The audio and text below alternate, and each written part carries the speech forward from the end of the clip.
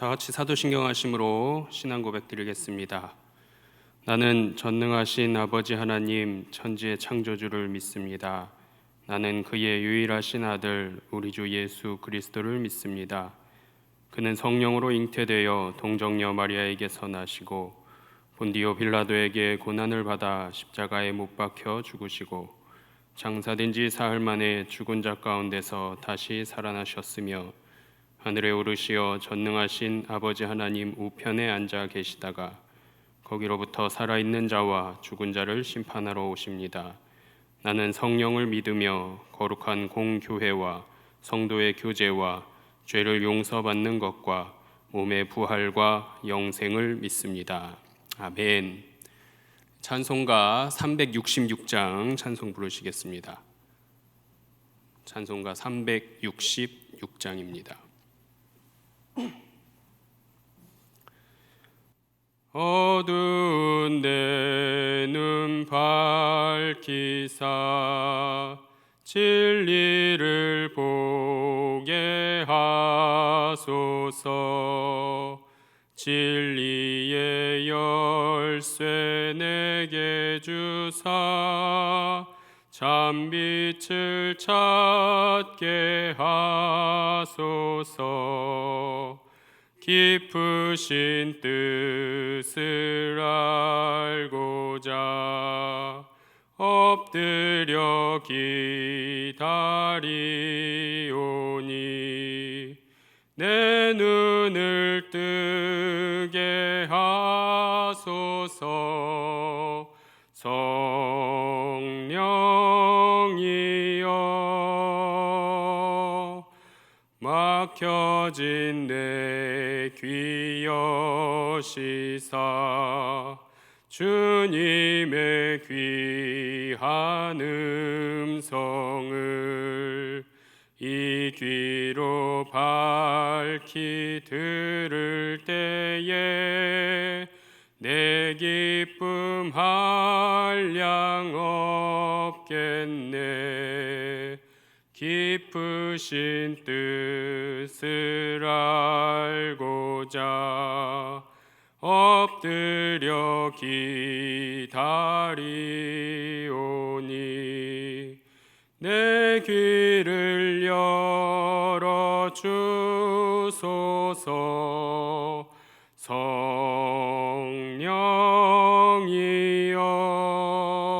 성령이여 봉해진 내 입 여시사 복음을 널리 전하고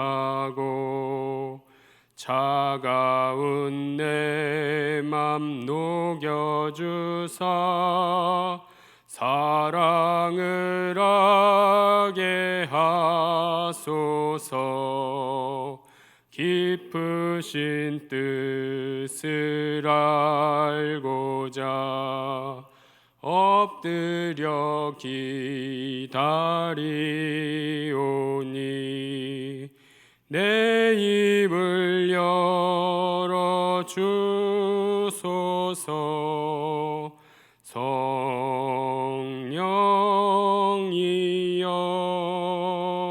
성령이여. 아멘. 이 시간 우리 함께 나눌 말씀은 신약성경 누가복음 18장 9절에서 14절까지 말씀입니다. 제가 가진 성경으로 신약성경 126쪽에 있습니다. 누가복음 18장 9절로 14절까지 말씀, 신약성경 126쪽입니다. 봉독하겠습니다. 또 자기를 의롭다고 믿고 다른 사람을 멸시하는 자들에게 이 비유로 말씀하시되 두 사람이 기도하러 성전에 올라가니 하나는 바리새인이요 하나는 세리라. 바리새인은 서서 따로 기도하여 이르되 하나님이여 나는 다른 사람들 곧 토색, 불의, 간음을 하는 자들과 같지 아니하고 이 세리와도 같지 아니함을 감사하나이다.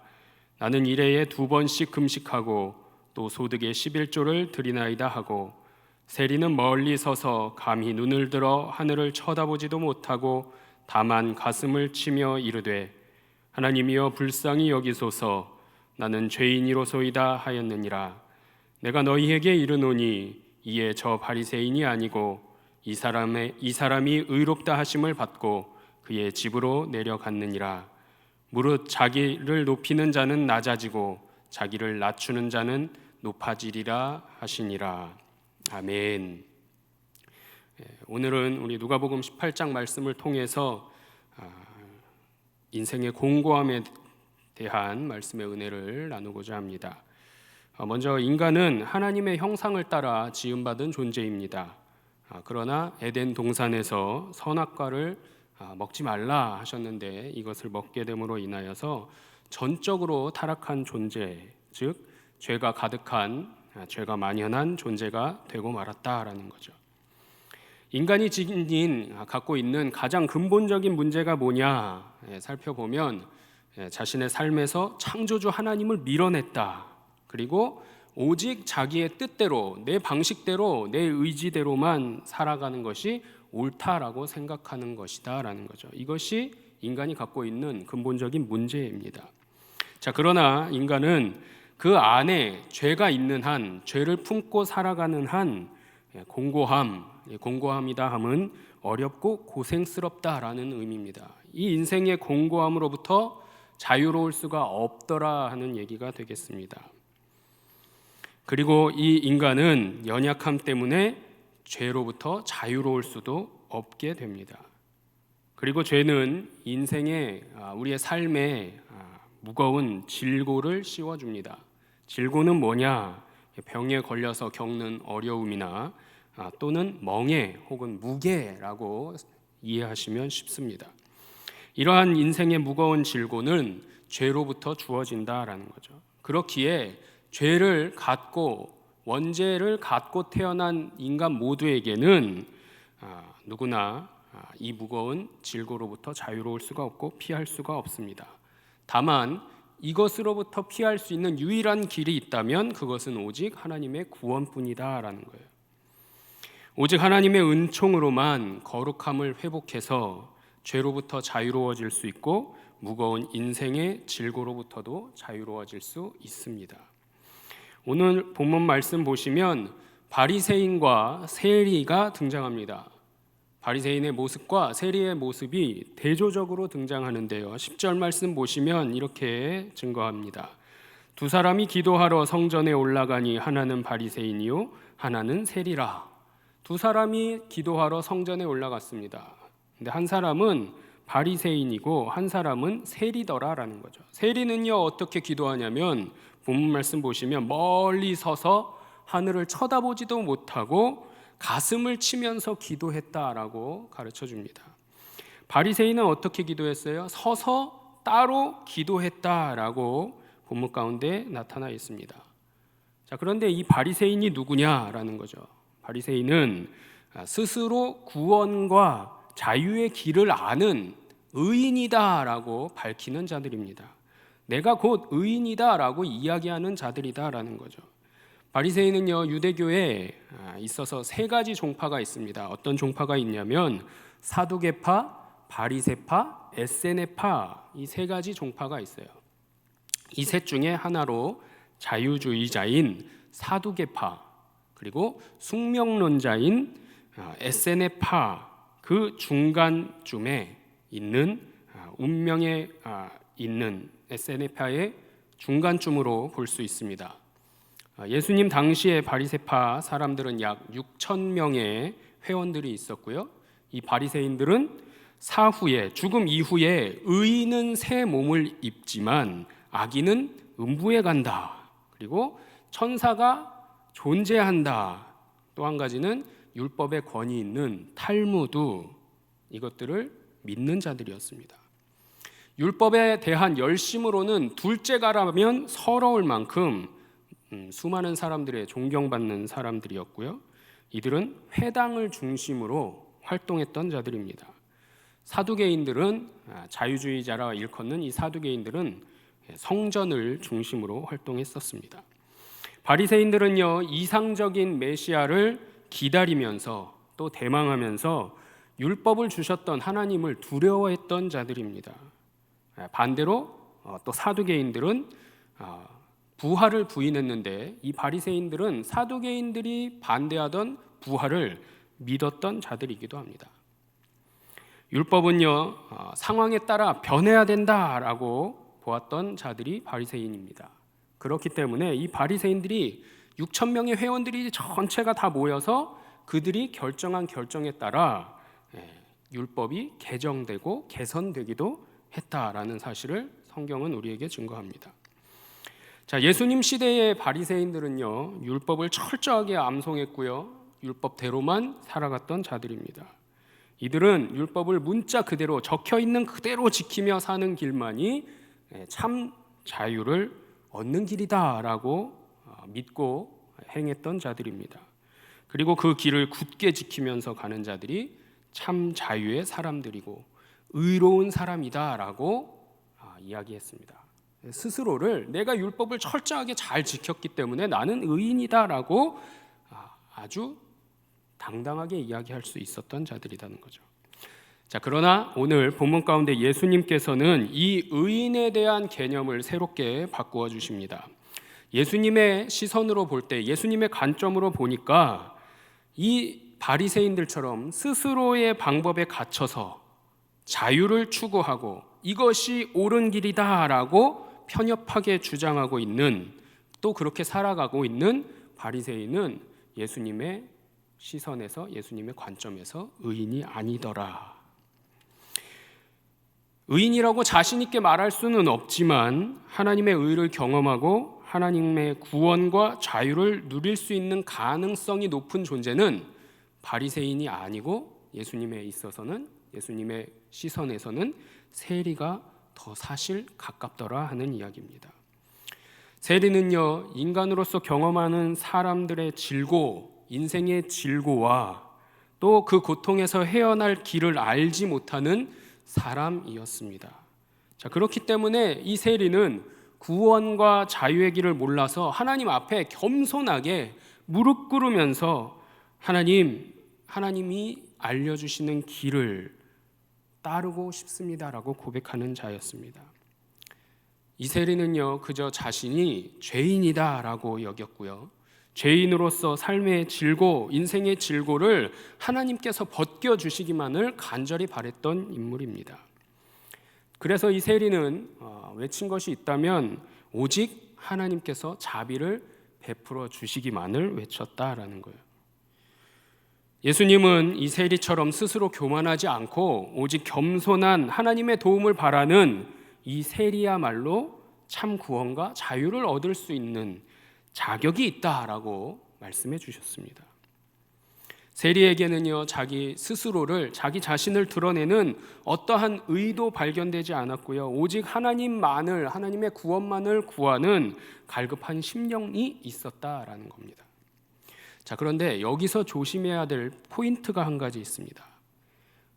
우리가 함께 모이는 이 교회 안에, 또 우리가 서로 교제하는 이 성도 안에 누가 많아야 될까요? 세리와 같은 자들이 많이 있어야 됩니다. 그런데 현실은 어떨까요? 현실은 세리가 많아야 함에도 불구하고 바리새인과 같은 성도들이 혹은 좀 더 심하게 얘기해서 꽤 있다라는 것입니다. 사랑하는 성도 여러분, 나는 바리새인과 같은 성도는 아닌지 오늘 이 시간에 한번 점검해 보시기를 바랍니다.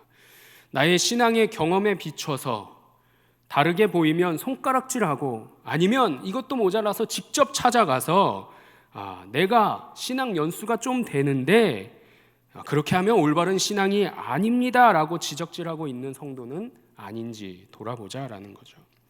이것이 오늘날 현실을 바라보는 문제다라는 겁니다.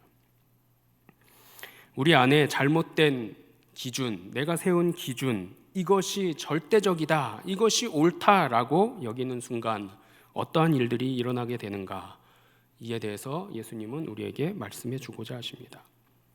수학자나 물리학자 혹은 공학자들이요, 이 세상에 절대적인 기준은 없다라고 말합니다. 우리가 세상을 살아가면서 스스로가 만든 무엇인가가 절대 기준이라고 주장하는 것은 어리석은 일이다라는 거죠. 내가 세운 기준이 절대 기준이라고 주장하는 순간 불상사가 일어날 수밖에 없다라는 거예요.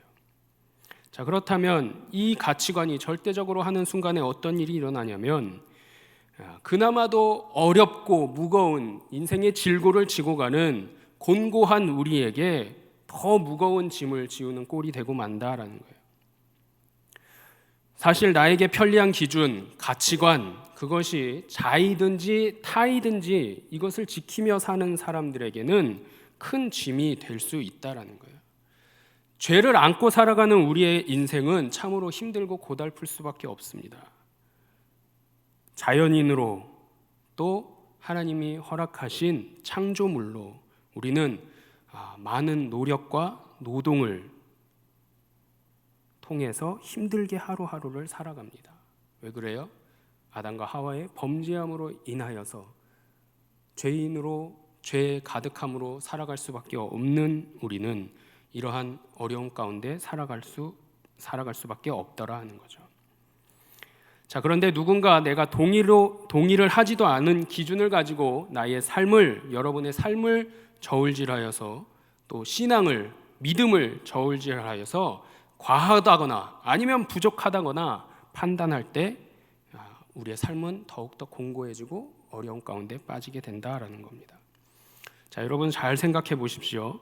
제가 어렸을 때 너무나도 유용했던 것들이 이제는 제 아이들에게, 제 자녀들에게도 꼭 알려주려고 했던 것들이 있었는데 지금의 시대에는 예전만큼 유용하지 않더라 하는 것들이 덜어 있습니다. 분명히 제가 자라면서는 아주 이거 있으면 정말 좋겠다라고 했는데 오늘날 자라나는 자녀들에게는 굳이 없어도 되는, 아니 이것보다 더 좋은 것들이 많이 생겨났더라 하는 거죠. 기준이 바뀌었다 하는 얘기입니다. 이것을 인정하는 순간에 우리가 우리의 인생이 곤고하고 고통스럽고 어려울지라도 이제는 다른 기준을 삼아 하나님의 말씀을 기준 삼아 새로운 삶으로 나아갈 수 있음을 깨달으시는 우리 성도님들 되시기를 소망합니다. 이것이 진정한 자유 안에 머물도록 허락하신 하나님의 은혜가 담겨 있음을 기억하시기 바랍니다. 아담은요, 선악과를 먹고서 인류의 죄의 조상이 되었습니다. 따라서 아담의 후손으로 태어나는 모든 인간은 원죄를 가지고 이 땅에 태어납니다. 하나님의 형상이 깨어진 채로 원죄를 갖고 이 땅에 태어난 인간은 즐길 만한 것, 자기 권세를 높여주는 것들만이 최고의 가치 있는 것이다 라고 여기고 살아가고 있습니다. 예수님께서 이기신 사탄의 시험을 보시면 인간이 자기 중심적인 가치관, 나만 잘 되면 되지 이렇게 생각하는 모든 것들이 그대로 드러남을 알 수 있습니다. 마태복음 4장 1절로부터 11절까지 말씀 보시면 사단이 인간 대표로 예수님에게 시험을 행합니다. 세 가지 시험이 있습니다. 인생의 첫 번째 시험, 인생의 즐길 만한 것들을 추구해라. 돌이 떡덩이를 되게 해라 라는 거죠. 두 번째, 눈에 보이는 화려함을 추구해라. 성전에서 뛰어내리라. 이 모든 것을 허락하겠노라. 세 번째 시험 무엇입니까? 세상의 큰 권력을 추구해라 라는 거죠. 저 높은 곳에 올라가서 천하의 영광을 보여주면서 나에게 엎드려 경배하면, 사단에게 엎드려 경배하면 내가 이것을 너에게 다 주겠노라. 이 세 가지 시험이 마태복음 4장에 기록되어 있습니다. 아담 이후에 인간이 하나님을 멀리하면서 추구했던 잘못된 가치관들이 바로 이 세 가지가 되겠습니다. 목적 없이 즐겼고요, 화려함을 추구했고요, 권세와 권력만 쫓고 탐하는 이러한 가치관으로 살아가고 있었다라는 거죠. 이러한 잘못된 가치관들은 인간을 자유하게 하고 인간을 그 질고의 인생에서 해방시켜 줄 것만 같았는데 이 무거운 공고함을 이겨낼 수 없었다라는 겁니다. 해방시켜 주지 못했다라는 거죠. 이러한 가치관들과 삶의 방식들이 우리로 하여금 더 큰 고난과 더 무거운 짐을 지고 살아가게 만들었다라는 겁니다. 말씀을 정리해 봅니다. 만일 누군가 하나님 앞에서 스스로 불완전함과 어리석음을 깨닫는다면, 마치 세리처럼 하나님 앞에 고백한다면, 그들은 누구이든지 인생의 질고로부터, 공고함으로부터 벗어나 자유로운 인생으로 나아갈 수 있게 됩니다. 잘못된 가치관과 나의 신앙이, 또 편협한 마음이 전부인 양 살지 않도록 살아갈 수 있는 우리 사랑하는 모든 성도님들 되시기를 소망합니다. 목적 없이 즐기고 화려함을 추구하고 권세와 권력만을 쫓는 잘못된 가치관으로 살아가지는 않고 있는가? 이것들을 추구하며 쫓아가고 살아갈 때, 이대로 살아갈 때에 우리 앞에는 더 큰 고난의 인생이 있게 됨을 기억하시고, 이것들을 주의하면서 이제는 하나님 중심으로, 예수 그리스도 중심으로 말씀대로 살아가고 행하는 하나님의 사랑받는 자녀들이 다 될 수 있기를 주님의 이름으로 축원합니다. 기도하겠습니다. 하나님, 우리의 연약함과 죄악으로 인하여서 하나님 앞에 바로 서지 못했음을 고백합니다. 주님, 용서하여 주시옵소서. 그저 목적 없이 즐기고 화려함을 추구하고 권세와 권력만을 쫓는 삶에서 벗어나 이제는 하나님의 평강과 평안 가운데 살아갈 수 있도록 주님, 두 팔 벌려 우리의 삶을 인도해 주시옵소서. 나의 행동보다 내 마음의 높이를 보시는 주님, 나의 높아진 마음으로 인하여서 죄의 곤고함을 버리지 못하였음을 고백하오니, 그리고 이제는 나의 마음을 주님 앞에 철저하게 낮추오니 나를 불쌍히 여겨 주시옵고 죄의 곤고함에서 벗어나 자유를 누릴 수 있도록 주님 역사해 주시옵소서. 이 모든 것을 주님 앞에 의탁드리며 예수 그리스도의 이름으로 간절히 기도드리옵나이다. 아멘. 하늘에 계신 우리 아버지의 이름을 거룩하게 하시며 아버지의 나라가 오게 하시며 아버지의 뜻이 하늘에서와 같이 땅에서도 이루어지게 하소서. 오늘 우리에게 일용할 양식을 주시고 우리가 우리에게 잘못한 사람을 용서하여 준 것 같이 우리 죄를 용서하여 주시고 우리를 시험에 빠지지 않게 하시고 악에서 구하소서. 나라와 권능과 영광이 영원히 아버지의 것입니다. 아멘.